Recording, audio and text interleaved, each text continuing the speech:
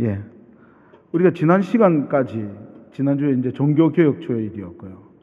그리고 그 전주에 또 이렇게 또 우리, 포도원교회에서 오고 이렇게 해서 두 주에 걸쳐서 종교개혁적인 테마를 가지고 나누었습니다. 이제 이번 주부터 계속해서 또 요한복음 이제 강해를 하려고 합니다. 이제 뭐 대강절되고 하면 좀 달라져야 되겠죠. 오늘은 이제 7장 말씀을 가지고 은혜를 나누고자 합니다. 여러분, 이 7장부터 이제 10장까지에 나와 있는 모든 내용이 사실은 한 테마로 묶여져 있는 것이라 할 수 있습니다. 7장 1절에서 52절은 초막절을 완성하러 오신 예수님이 어떤 분인가를 보여주고 있고요. 8장 1절에서 11절은 이 어떤 성경은 이 삽입구다 생각이 될 수도 있는데 7장 53절부터입니다. 그이는 가늠한 여인에 대한 용서함이 있고요.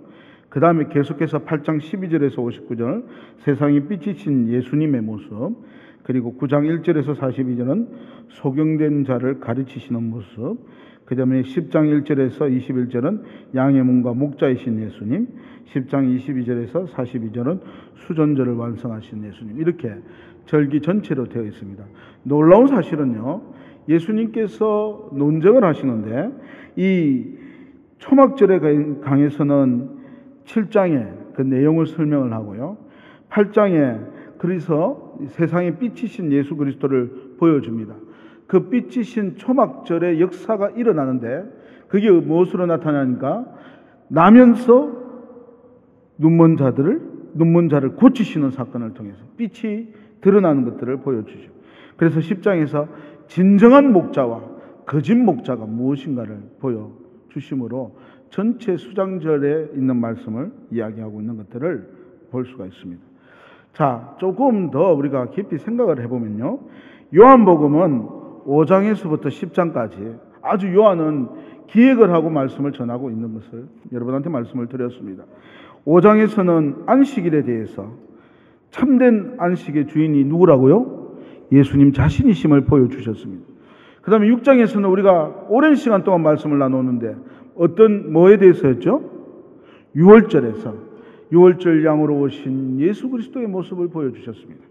오늘 본문에서 이제 7장, 8장, 9장, 10장, 21절까지 장막절 아니면 초막절이라고 하죠.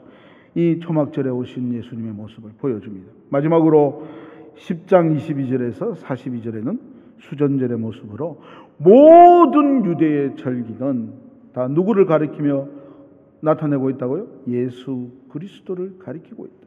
그리고 그 모든 절기를 통해서 소망하고 꿈꾸는 유대인들의 꿈이 누구를 통해서 이 땅에 드러났다고요? 예수님을 통해서 드러났다. 이것을 보여주고 있는 것입니다. 그러면 이제 우리가 한번 이 7장에 초막절이 도대체 무엇인가 한번 또 생각해 봐야 됩니다. 여러분, 유대인들에게는 예루살렘에 가야 할 세 가지 절기가 있습니다. 신명기 16장 16절에 보면 이런 말씀이 있습니다. 너희 가운데 모든 남자는 1년에 3번 곧 무슨 절? 무교절과 칠칠절과 초막절에 내 하나님 여호와께서 택하신 곳에서 여호와를 배웁되 빈손으로 여호와를 배웁지 말고 라고 표현하고 있습니다. 여기 무교절은 6월절을 가리킵니다. 6월절 후에 그들은 어떻게 나왔습니까? 하나님께서 명령하시기를 무교병을 먹고 쓴나물을 먹으면서 가라고 했지 않습니까? 그걸 기념하는 게 무교절이에요. 그러니까 엄밀하게 말하면 6월절과 언제 말입니까? 그리고 또 칠칠절과 그 다음 오늘 본문에 봤던 초막절, 이때는 유대인들이 어떻게 해야 되느냐니까 예루살렘에 나아가서 하나님 앞에 나아가야 되는 거죠. 6월절은 유대 달력으로 보면은요, 모든 것이 시작되는 종을 쳐입니다. 우리 태양력으로 보면 3월에서 4월을 가리킵니다. 그러나 신학적인 의미, 이들의 의미에게는 모든 것이 시작되는 6월절은 그 천치입니다.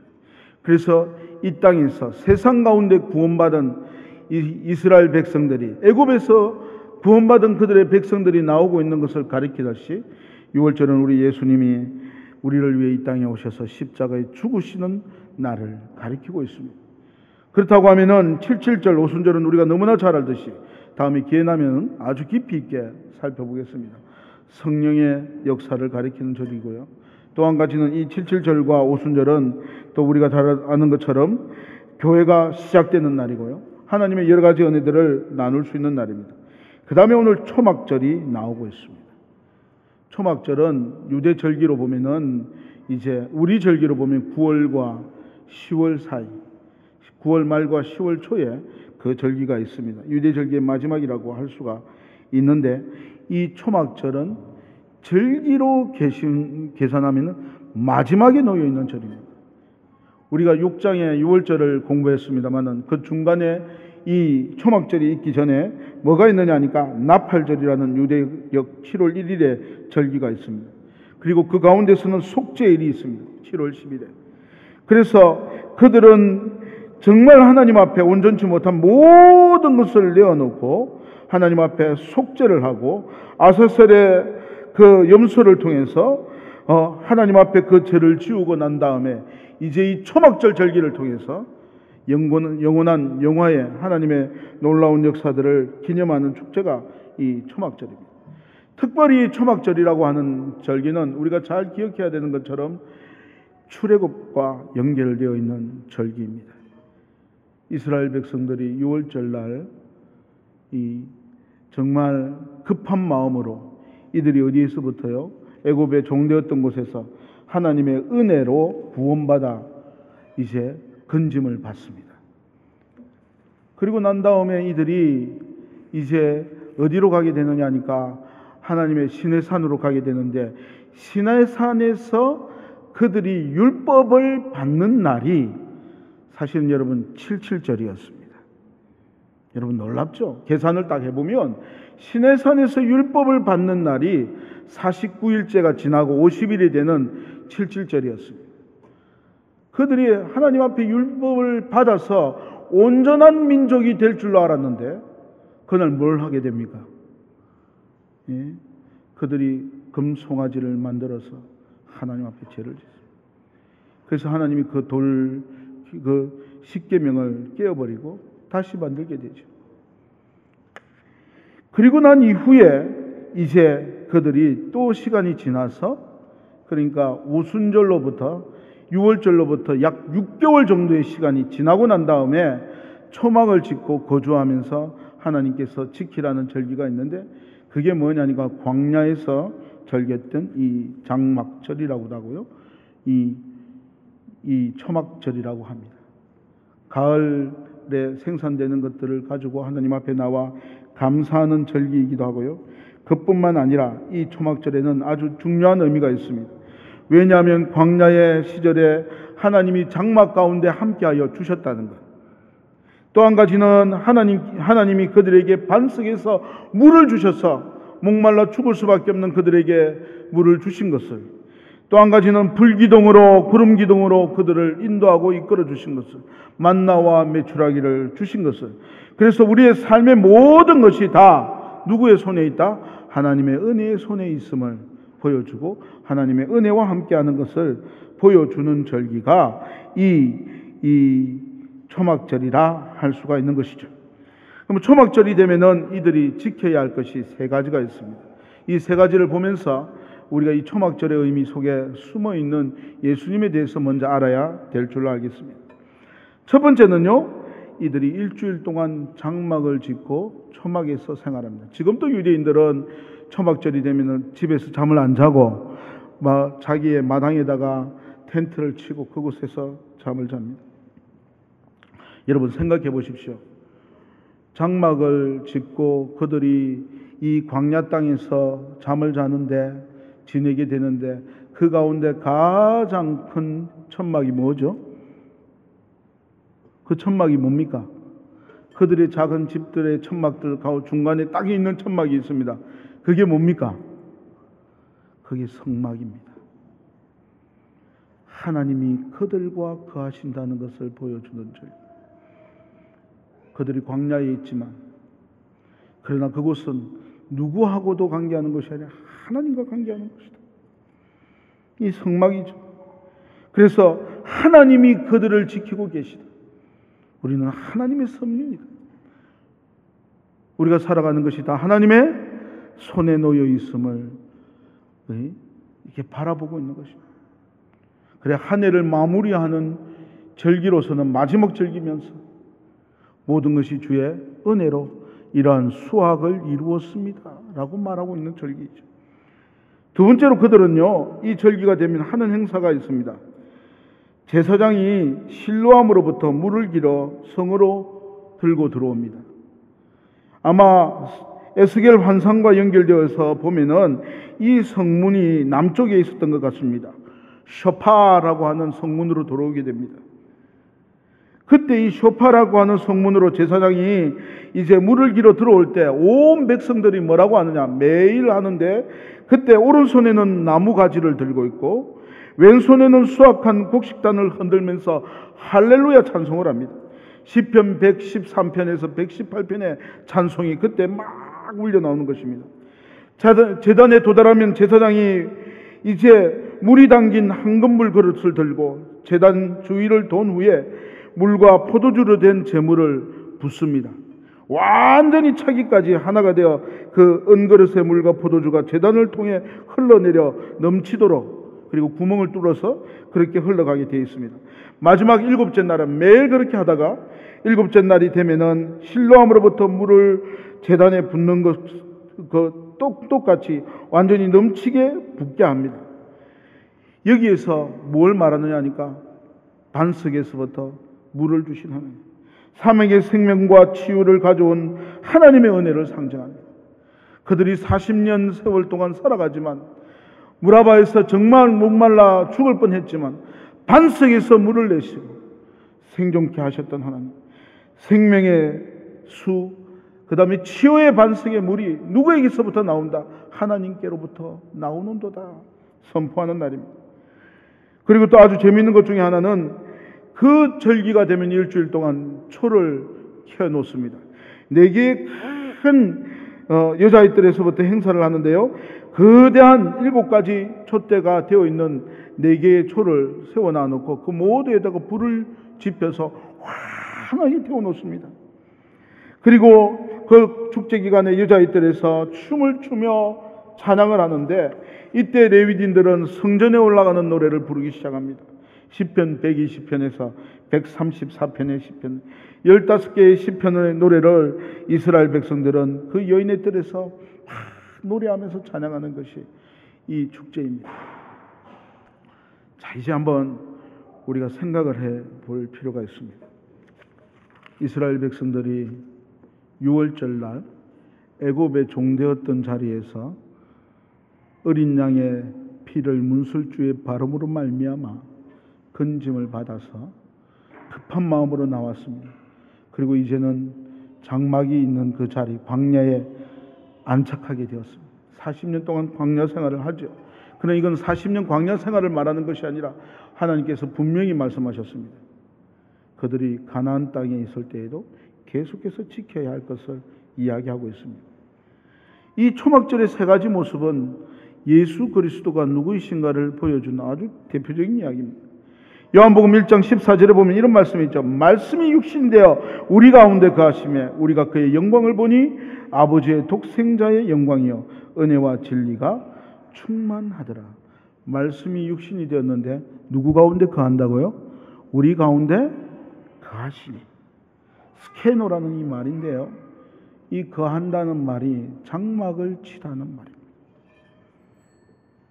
그래서 사실은요, 어떤 신학자들도, 대부분의 신학자들이 그럽니다. 6월절은 뭘 말하느냐? 예수 그리스도의 보혈의 피로 구원받는 날들을 가리킨다면, 초막절은 뭘 말하냐? 하늘의 잔치가 열리는 영화의 때를 가리키는 것이다 라고 표현을 하죠. 예수님께서 말씀이 육신이 되어 우리 가운데 거하시는 것, 오로지 그리스도만이 우리 인생의 참된 위로자요 힘이 되어 요 진리이심을 보여주고 있는 것입니다. 그처럼 나중에 주님께서는 요한계시록 21장 3절 4절에 보면 내가 들으니 보좌에서 큰 음성이 나서 이르되 보라 하나님의 장막이 사람들과 함께 있음에 하나님이 그들과 함께 계시니 그들은 하나님의 백성이 되고 하나님은 친히 그들과 함께 계셔서 모든 눈물을 그 눈에서 닦아주시니 다시는 사망이 없고 애통하는 것이나 곡하는 것이나 아픈 것이 다시 있지 아니하니 처음 것들이 다 지나갔습니다. 놀라운 말씀인데 이 말씀처럼 장막절은 뭘 가리키고 있느냐? 그러한 하늘나라를 우리에게 가리킵니다. 그 나라는 누구를 통해서 옵니까? 예수 그리스도를 통해서. 예수님이 누구시냐? 참된 장막절의 주인이시다. 예수 그리스도가 너희와 함께하므로. 그냥 이 유대인들은 절기를 지키고 있습니다. 그러나 그 절기가 가르쳐주는 참된 의미를 주님이 말씀하신 거죠. 참된 그들의 소망을 바라봅니다. 그래서 육체적인 모습, 외적인 모습, 드러나는 모습의 장막이 아니라 영적인 장막, 영원한 회복의 장막, 영원한 구원의 장막, 그 장막이 서기를 바라보며 1년마다 그들은 뭘 하느냐? 장막절을 지키는 것입니다. 오늘 예수님의 이 장막절의 내용을 요한이 해석하면서 이 장막절의 주인이 누구라고요? 예수 그리스도라는 것입니다. 그가 이 땅에 오시 우리와 그 하심으로 말미암아 죄로부터 영원히 죽었던 우리들을 건져내시고 우리 힘이 아니라 주님의 은혜와 능력으로 이 땅에서 소망의 삶을 살고 또한 천국의 자리에 서게 될 것을 보여주는 것이죠. 두 번째는 실로암 연못에 물은 예수 그리스도 안에서 완성될 참된 회복. 이번 무라바에 이스라엘 백성들이 다다랐을 때 그들은 물을 구할 수가 없었습니다. 사막에서 물을 못 구한다는 것은 바로 죽음을 의미하죠. 죽음을 의미하죠. 그 절망의 순간에 하나님께서 반석에서 물을 건져 주셨습니다. 이처럼 고린도전서 10장 4절에 이렇게 말합니다. 다 같은 신령한 음료를 마셨으니 이는 그들을 따르는 신령한 반석으로부터 마셨으며 그 반석은 곧 그리스도시니라. 그때 무라바의 반석에서 마셨던 그 물은 어디에서 나온 거라고요? 신약적인 의미로 영적인 의미로 그리스도시다. 아무리 많은 것을 가지고 있고 아무리 이 땅에서 부유하게 살아도 참된 생수이신 예수 그리스도를 마시지 못하는 자는 절망의 삶을 살 수밖에 없는 것입니다. 바울은 그래서 그 초막절의 반석의 모습이 누구에게서 나타난다고요? 생수이신 예수 그리스도로부터 나타난 것입니다. 스가랴서 17장 14장 7절에서 8절에는 이렇게 새로운 반석의 물이 나올 것을 이제 말씀하고 있습니다. 여호와께서 하시는 한 날이 있으리니 낮도 아니요 밤도 아니요 어두워갈 때에 빛이 있으리로다. 그날에 생수가 예루살렘에서 솟아나서 절반은 동해로 절반은 서해로 흐를 것이라. 여름에도 겨울에도 그러하리라. 우리가 잘 아는 것처럼 에스겔 47장 1절에서 2절 그리고 8절에 하나님의 회복의 때가 되면 성소에서부터 물이 흘러서 온 사막을 적시고 갈급한 심령들 참된 마셔야 할 것이 뭔지 모르고 마치 사마리아 여인처럼 그냥 자신의 급급해 있는 자신의 모습 안에 필요한 것들만을 찾는 영혼들에게 아니야, 영원한 생수가 되신 예수 그리스도, 참된 회복이 되신 예수 그리스도. 그래서 요한복음 7장 37절에서 39절에 명절 끝날 곧 큰 날에 예수께서 서서 외쳐 이르시되 누구든지 목마르거든 내게로 와서 마시라. 나를 먹는 자는 성경의 이름과 같이 그 배에 생수의 강이 흘러나오리라 하시니 이는 그를 믿는 자들이 받을 성령을 가리켜 말씀하십니다. 놀라운 사실을 말씀합니다. 요한계시록 22장에도 또 그가 수정같이 맑은 생명수강을 내게 보이니 그처럼 주님이 생수되시고 우리의 진정한 문제와 갈급함을 치유하실 분이 누구이다고요? 우리 주님이시오. 그리고 그 영원한 영광이 우리 안에 예수 그리스도를 믿음으로 말미암아 이루게 될 것을 분명하게 보여주고 소망하는 날이 초막절이다. 그것이죠. 마지막으로 마치 불기둥과 구름기둥을 통해 가지고 불기둥으로 그 어둠과 그 추위 가운데 이스라엘 백성을 지켜주셨던 것처럼 오늘 본문 이사야 9장 1절에서 2절에 전에 고통받던 자들에게 흑암이 없음이로다. 옛적에는 여호와께서 스불론 땅과 납달리 땅이 멸시하여 당하게 하셨더니 후에 해변길과 요단 저편 갈릴리를 영화롭게 하시니 흑암에 행하던 백성이 큰 빛을 보고 사망의 그늘진 땅에 거주하는 자에게 빛이 비치시다. 그 빛이 누구시냐? 예수 그리스도인 것을 보여주는 것입니다. 그래서 요한복음 8장 12절 13절에 보면 이렇게 말하죠. 예수께서 또 말씀하여 이르시되 나는 생명의 빛이니 나를 따르는 자는 어둠에 다니지 아니하고 생명의 빛을 얻으리라. 바리새인들이 이르되 내가 너를 정언하니 내 정언이 참되지 않도다. 자신이 뭐라고요? 생명의 그 빛이다라고 말합니다. 그래서 오늘 우리가 먼저 오늘 서론으로 7장의 말씀 가운데 초막절이 가진 의미가 예수님 안에서 무엇인가를 보여주고 있습니다. 돌려 말하면 예수만이 우리의 참 소망이시다. 그리고 주를 통해서 우리의 삶에 무엇이 이루어질 것을 보여주고 있는 것이죠. 그런 가운데 오늘 7장 1절에서 10절의 사건을 한번 살펴보기를 원합니다. 여러분 오늘 본문에서 7장 1절에 보니까 이렇게 말하고 있는 것들을 볼 수가 있습니다. 그 후에 예수께서 갈릴리에 다니시고 유대에서 다니려 아니하심은 유대인들이 죽이려 함이라. 이 그 후라는 말은 6장과 연결되어 있습니다. 6장은 언제라고 말했죠? 6월절 날이라고 했습니다. 6월절이고 지금 7장 1절은 초막절입니다. 2장 1절에 유대인의 명절인 초막절이 가까운지라. 약 시간 차이가 나는데 몇 개월이냐면 6개월 정도의 시간 차이가 나고 있습니다. 그 6개월 동안 예수님은 어디에 내려가지 않았다는 말합니까? 예루살렘으로 내려가지 않았습니다. 우리가 보았던 것처럼 6장의 놀라운 사건을 우리가 살펴보았습니다. 오병이어의 기적과 함께 6월절 역사들이 일어났던 것들도 보았습니다. 수많은 사람이 그를 왕으로 세우려고 했지만 그가 정말 주님이 그들이 가지고 있는 그리고 6월절 양으로서의 자신의 삶에 대해서 설명한 모든 내용을 살펴보았습니다. 유대인들이 그들을 죽이려고 했습니다. 왕으로 세우려고 했던 사람이 바리새인들이. 그런데 오늘 예수님께서는 6개월 동안 이제는 유대 땅으로 가지 않고 오로지 갈릴리 그 지역에서 하나님의 말씀을 전하시고 많은 사람들을 낫게 해 주셨습니다. 그럴 때 초막절이 된 것입니다. 예수님의 형제라면 아마 야고보와 이 유다를 가리키는 것 같습니다. 예수님의 형제들이 예수님에게 이렇게 말합니다. 당신이 행한 일을 제자들도 보게 여기기를 떠나 유대로 가소서.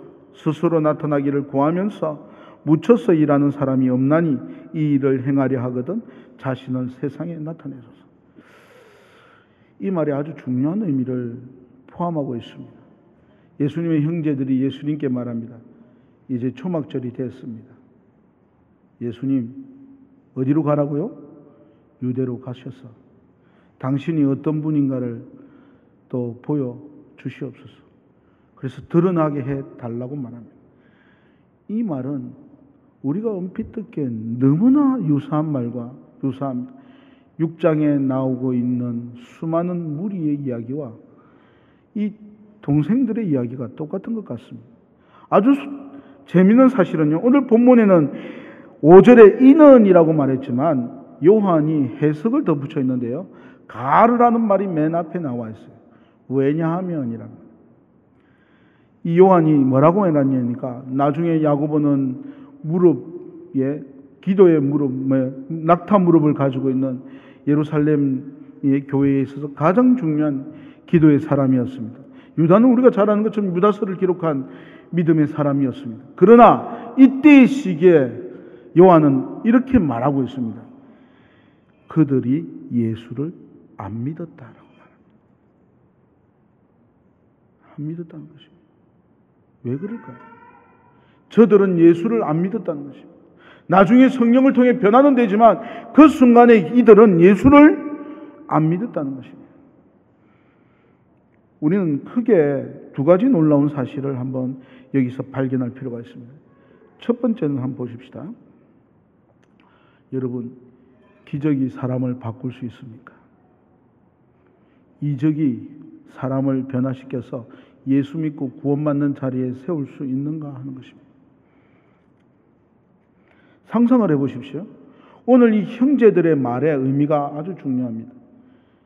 그들은 예수님께서 6개월 동안 아니면 그 이전에 죽은 자를 살리시는 사건도 보았습니다. 수많은 일들이 일어난 것들을 들었습니다. 압니다. 그런데 불만이 있습니다. 왜냐하면 우리 형님 예수님이 왜 여기 남아있느냐는 것입니다. 이 갈릴리 변방에 있느냐는 것입니다. 저 수많은 무리를 젖혀두고 이게 와서 지금 왜 여기 있느냐는 것입니다.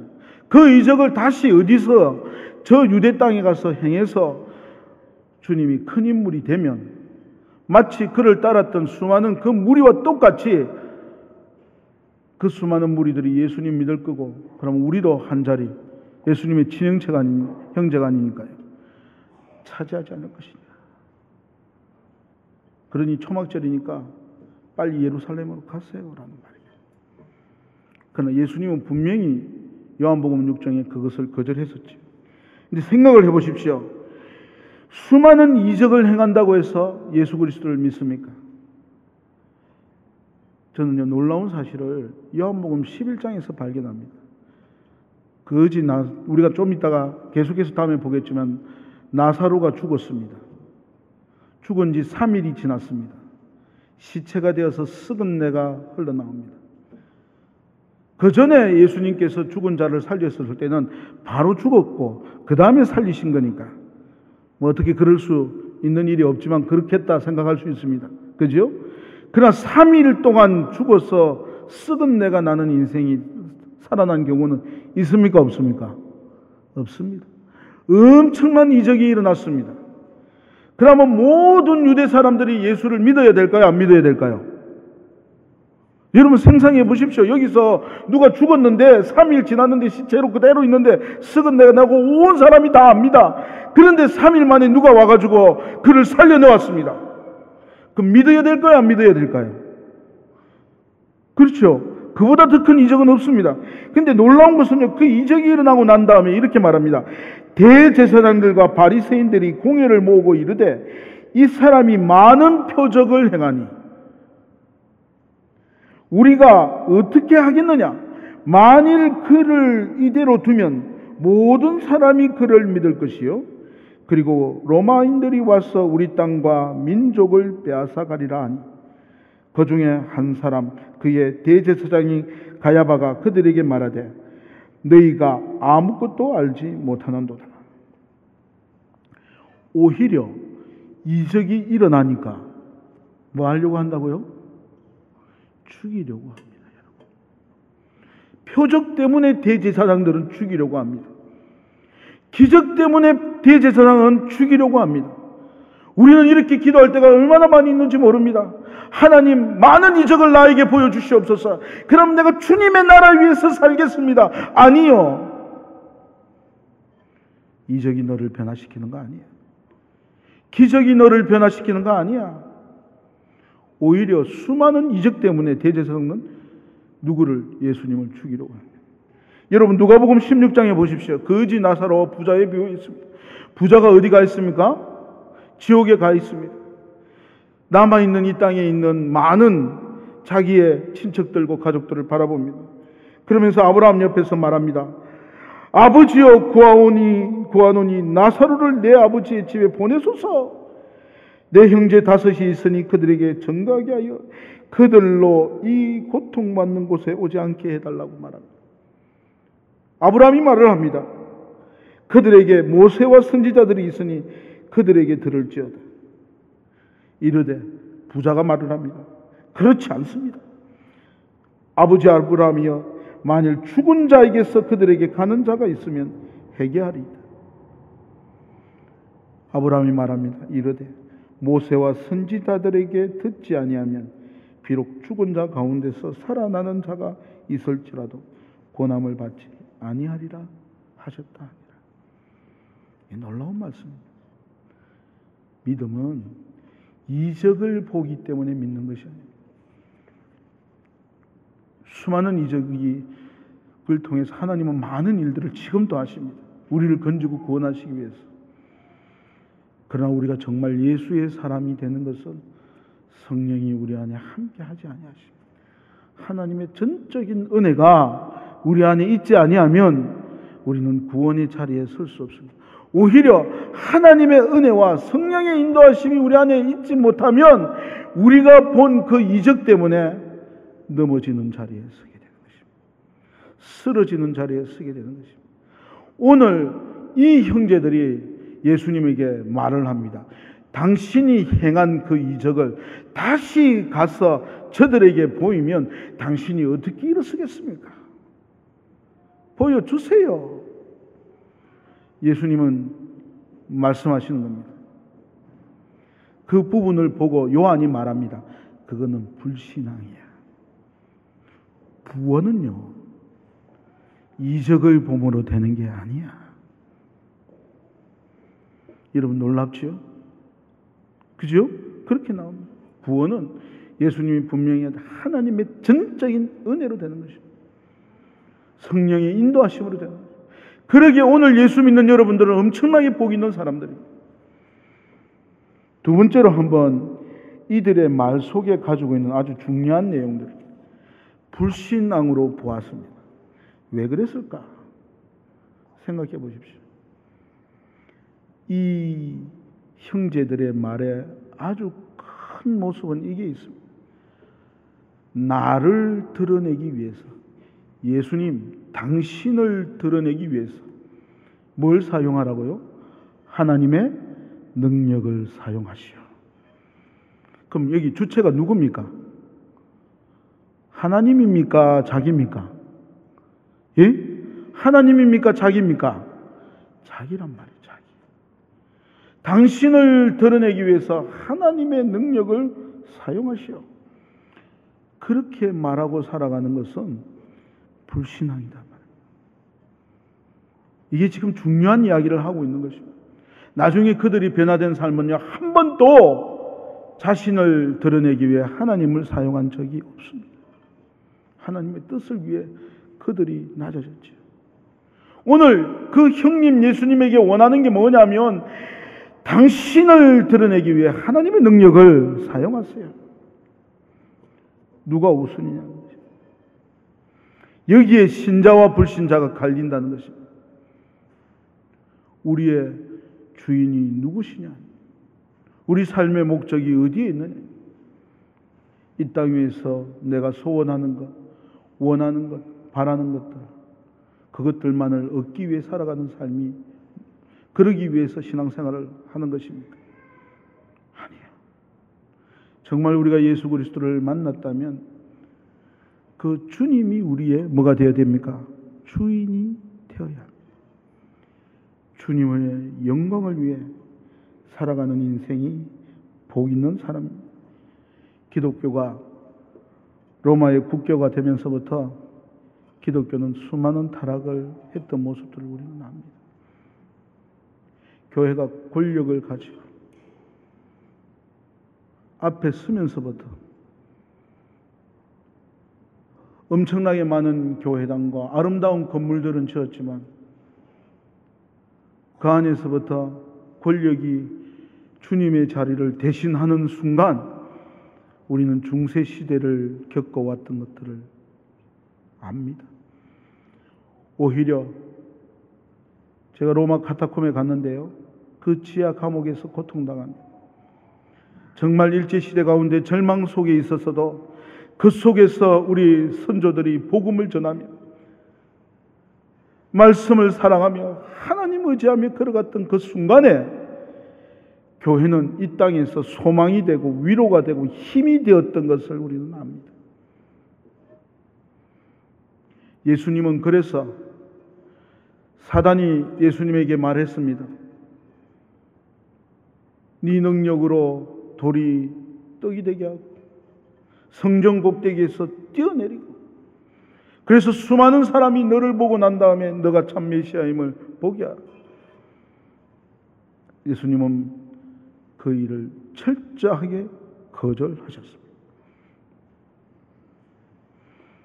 주님의 아버지의 능력은 자신을 위해 절대로 사용하지 않겠다고 말씀하셨습니다. 여기 있습니다. 사랑하는 여러분, 수많은 사람들이 신앙생활을 하며 나아가는데 정말 우리의 목표가 어디에 있습니까? 내 삶에 어떤 것들이 이루어지지 않고 조금만 되지 않으면 원망이 가득 차고, 주님을 믿는다고 하면서도 교회에 나오면서도 그 최순실 씨도 그렇더만요. 목적은 주님이 아니고 세상에 있고 주님은 주인이 되지 못하고 있고, 그것으로 인해서 멋진 교회, 아름다운 교회를 생각해내고 걸어간다고 합니다. 어떻게 우리가 참된 신앙인이라 하겠습니까? 두 번째로 오늘 이 말씀 속에 한 가지만 우리가 살피고 마무리 짓겠습니다. 여러분 26절에서 28절의 말씀을 한번 같이 읽으면 6절에서 8절까지 올려주십시오. 같이 읽으면 좋겠습니다. 시작. 예수께서 이르시되 내 때는 아직 이르지 아니하였거니와 너희 때는 늘 준비되어 있느니라. 세상이 너희를 미워하지 아니하되 나를 미워하니 이는 내가 세상의 일들을 악하다고 정언함이라. 너희는 명절에 올라가라. 내 때가 아직 차지 못하였으니 나는 이 명절에 아직 올라가지 아니하노라. 저는 이 놀라운 말씀이 있습니다. 여기서 세상이 누구를 가리킵니까? 지금 완전히 안 믿는 이방인들의 이야기입니까? 아니면 유대인의 절기에 대한 이야기입니까? 유대인들이 세상이라고 말할 수 있습니까? 그들은 여호와 하나님을 섬기는 자들이고 그들은 선민의식을 가지고 있는 사람들입니다. 그런데 예수님은 그들에게 뭐라고 말합니까? 세상이라고 말하고 그들을 보고 말합니다. 악하다고 말합니다. 그러면서 아주 중요한 내용을 합니다. 다음 주에 이제 더 다른 건 설명을 하고요. 때에 대한 이야기, 카이로스라는 말을 합니다. 예수님은 자기 형제들에게는 너희 때가 준비되었으니 너희 마음대로 하라고, 자신에 대해서는 내 때가 준비되지 않았다는 것입니다. 이 말의 의미에 더 구체적인 것은 다음 시간에 보겠습니다. 그러나 이 말 속에 아주 중요한 사실이 있습니다. 나는 때를 내 힘으로 정하는 것이 아니라는 말입니다. 이게 너무 중요한 말이에요. 나는 때를 내 힘으로 정하는 것이 아니야. 나는 때를 누군가에 의해서 정해준 것을 따라 행동할 뿐이야. 더 깊은 의미들은 다음 시간에 우리가 나누겠습니다. 그러나 우리가 이 시간에 그리스도의 사람들이 배워야 할 것을 이 시간에 배워야 하기 때문에 이 말씀만 나누고 갑니다. 그런데 너희 때는 항상 너희에게 있어 라고 말합니다. 예수님은 한 번도 자신이 때를 결정한 적이 없습니다. 누구의 때에? 아버지의 때에 순종하며 걸어갑니다. 그 때 가운데 있습니다. 그런데 오늘 우리가 살아가는 우리들은 어떻습니까? 이 형제들은 어떻습니까? 자기가 생각하는 때를 따라서 살아갑니다. 나는 때를 내가 결정하지 않고 하나님이 결정해라고 하는 말 속에는요, 엄청난 일들이 그 안에 담겨 있는 걸 여러분 아십니까? 때때로 그 때가 우리 삶에 어떨 때가 있습니까? 육체가 너무나 찢어지게 아플 때가 있습니다. 때때로 모든 일들이 되지 아니하고 실패만 할 때가 있습니다. 때때로 그 때가 정말 내가 싫어하는 일들을 해야만 할 때가 있습니다. 때때로 그 때가 정말 내가 보기에는 한감기가 아니라 흑암의 길들을 걸어갈 때도 있습니다. 그러나 예수님은 분명히 말합니다. 그 앞에 놓여 있는 때 길의 어떠한 모습이든 간에 주님은 아버지의 뜻대로 살아가는 것이고, 아버지의 뜻대로 산다는 말은 아버지의 때를 맞추어서 걸어가는 인생을 산다는 것이죠. 근데 우리는 어떻습니까? 수없는 그리스도인들이 스스로 때를 차지합니다. 힘드니까 나는 여기서 도피해야지. 어려우니까 나는 여기서 도피해야지. 잘 되니까 저기 내 뜻이. 많은 사람들이 때를 이야기하면서도 가만히 보면은 그 때를 스스로 만들어내고 가고 있습니다. 하나님이 때로는 우리를 힘든 자리에 놓아둘 수도 있습니다. 슬픈 자리에 놓아둘 때가 있습니다. 그럴 때 여러분 이렇게 말씀하지 마십시오. 하나님은 나를 사랑하지 않는가 보다. 이때는 도피하고 도망가야 될 때인가 보다. 아니요, 여러분. 아니요, 여러분. 만약에 예수님도 정말요 십자가를 지기를 원치 않으셨습니다. 그러나 내 뜻대로 말고 아버지의 뜻대로, 아버지의 뜻, 저는 그저 순종하겠나이다. 여러분, 그렇게 주님 앞에 자신의 때를 맞추어가며 살아가는 인생, 그 사람 복 있는 사람입니다. 예수 그리스도를 따라가는 인생.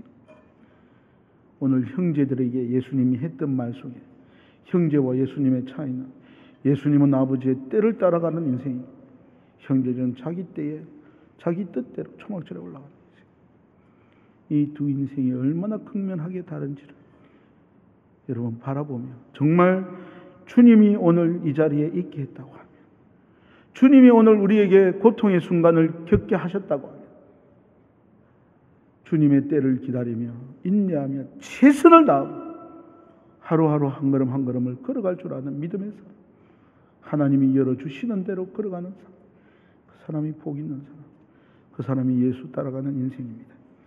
이 말씀을 맺으면서 우리가 두 가지를 생각했습니다. 하나는 초막절이 어떤 의미입니까? 여러분, 예수 믿는 것 복 있는 것입니다. 여러분, 예수 믿고 구원받은 자에게 참된 천국의 소망이 놓여져 있습니다. 그 초막절의 영광을 주님과 함께 누리게 될 것입니다. 그 소망을 가슴에 부여안고 걸어가는 믿음의 사람 되시기를 바랍니다. 두 번째로 기억하십시오. 예수님의 형제들임에도 불구하고, 수많은 이적을 보았음에도 불구하고 사도 요한이 성경이 그들을 믿음 없는 자라고 규정했습니다. 정말 이적과 기적만으로 예수 믿는 것이 아닙니다. 오로지 성령이 우리 마음을 붙들어 예수 믿는 사람 만들어 하나님의 전적인 은혜가 우리에게 있어야 되죠. 나의 영광을 위해서 하나님의 것들을 늘 이용하면서 살아가는 삶을 살면, 날 만나보면 모든 것들을 이용하며 궁극적으로는 자신의 영광을 위해 살아가면 그 사람은 하나님 앞에 갈 때 책망받을 수밖에 없습니다. 늘 때를 자신의 생각 가운데 맞추고 늘 뜻을 자신의 뜻이 하나님의 뜻인 양 생각하며 인내 없이 살아가며 그 사람은 진정 예수를 따라가는 삶의 모습을 보지 못하는 것입니다.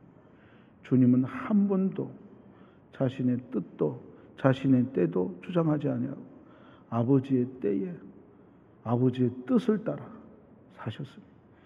이것이 예수 따라가는 인생입니다. 그러나 기억하십시오. 그 아버지는 모든 것이 협력해서 가장 선한 길로 우리를 인도해 내실 것입니다. 예수님이 예수님의 뜻대로 예수님의 때대로 행동했다면 십자가가 없고 이 땅에 구원받을 자가 아무도 없을 것입니다. 자신은 원치 않아도 아버지의 뜻이니까 눈물의 기도를 하시며 십자가의 걸음을 걸으셨기에, 오로지 순종하셨기에 오늘 우리가 구원받는 자리에 서게 된 것입니다. 우리의 삶이 그렇게 걸어감으로 하나님의 뜻을 이루는 복 있는 보은하나님교회 여러분의 인생 되시기를 주의 이름으로 축원합니다.